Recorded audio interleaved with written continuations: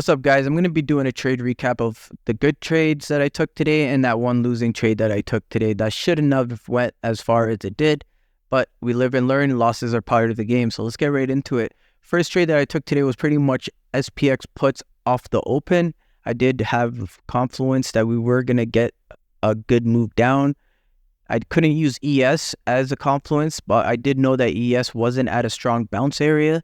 So really any bounces around here was not going to be of interest for me. And then coming into the session, I did have 447.48 as a support level.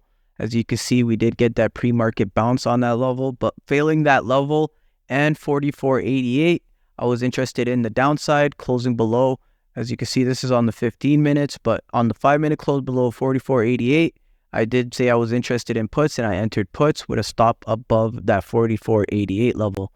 Targeting was that 4475 and also 447 on SPY to be safe, but I did have that support at 446.6 and targeting this ES hourly demand zone that we got. So as soon as we got that move down, I did trim at that next support on SPX. Same time ES was coming towards its support level, and so was SPY.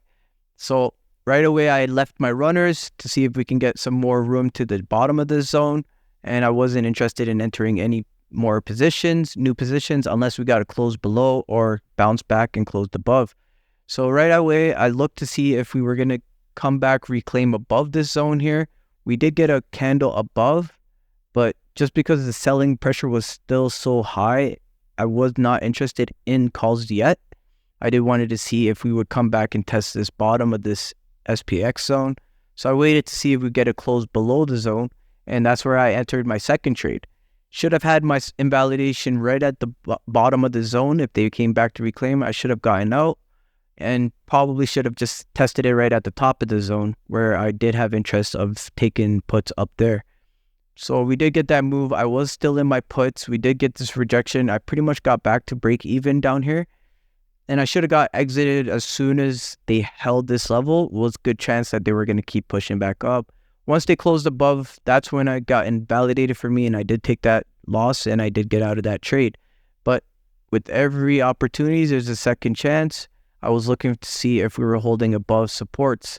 So as you can see, we came back. We held above this 446.6. We were holding that 4475 on SPX, and also we were holding above that 4491.25. So I waited to see a safe position above that 447.11 for SPY to get into some calls. I did go lighter, wasn't really interested in giving back profits for the day, but I was going to hold this position longer if they did want to make that move. They did hold all the supports, and as you can see, I was targeting that 44.88 where I got most of my trim out there, and then waited to see if they were going to come to that whole psych number, that 4,500.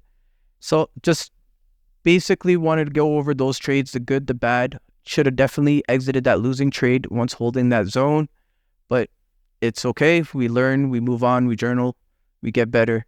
And those two wins were massive, so they made up for more than that loss. So just wanted you guys to know that confluences are important. Make sure you use multiple tickers if you want to see the market, how it's structured. I do use multiple tickers. These are my 3 tickers when I'm trading SPX. Also, I did have a strong bounce level on NQ coming into the week on my Sunday prep, and that one hit. So it was a good confirmation that we were going to get this move up. We did hit that 15,222 level that I was speaking about on my prep video on Sunday. So definitely was another confluence I should have paid more attention to for that move back up. But I hope you guys enjoyed this recap. Appreciate you guys. Peace.